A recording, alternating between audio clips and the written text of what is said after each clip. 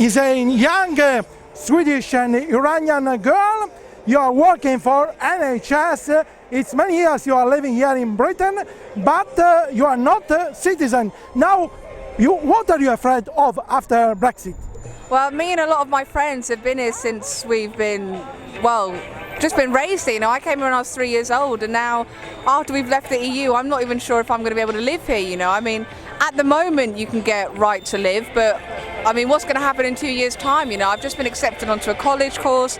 I wanted to go to uni in 2 years' time, and I might not be able to do that anymore, and I'm very frightened as to where I'm going to end up going. I mean, I have a Swedish and an Iranian dual passport, so I just hope I can remain here, you know, if things keep going the way they're going, and England hopefully goes towards a non-fascist route, because England has the record number of fascist movements in the world, so hopefully England will sort itself out and go in the right direction instead of the wrong direction and kick us all out, which is what I'm terrified of.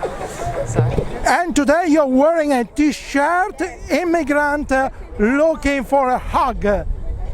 Yes, spread love, not hate. This on the back. Okay, spread love, not hate. An important message, especially after the killing of Joe Cox. I know, it's so horrible. See, that's what I mean. But that doesn't go in the media. The media stopped talking about it after a day. If she'd been killed by someone who was my skin colour, it would be a completely different story. But because he's white, because he's racist in a British way, no one bats an eyelid. It's very upsetting. R.I.P. to her, man. Bless her soul. You suffer from discriminations in Britain? When I was younger, all the time. I was bullied so much, up until I went to college actually.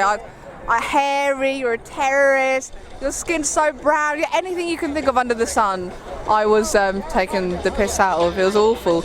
It took me a long while to get my self-esteem back actually. Yeah, it was pretty bad, but I'm confident now. I love myself. I love that every country, every nationality has something beautiful to give to the world. Let's just hope England stays that way instead of turning into a monster that no one remembers anything of. So. What do you think about the refugee crisis? Because in this case, of course, also the behavior of the EU has not been the best because EU made a deal with Turkey. Yeah, I think it's really disgusting, and I think people who have no empathy for these immigrants are subhuman. People don't realise if England was under war right now, imagine all of the buildings around you crumbling, your friends dying in front of you, children drowning in the sea. How can people not realise that these people need homes? How could you not have empathy? How could you not have any understanding?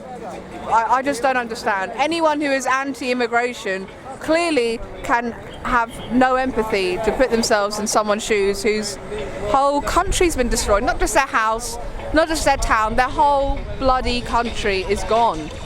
People are just, there's something there not working anymore. I don't know what it is. It's terrifying.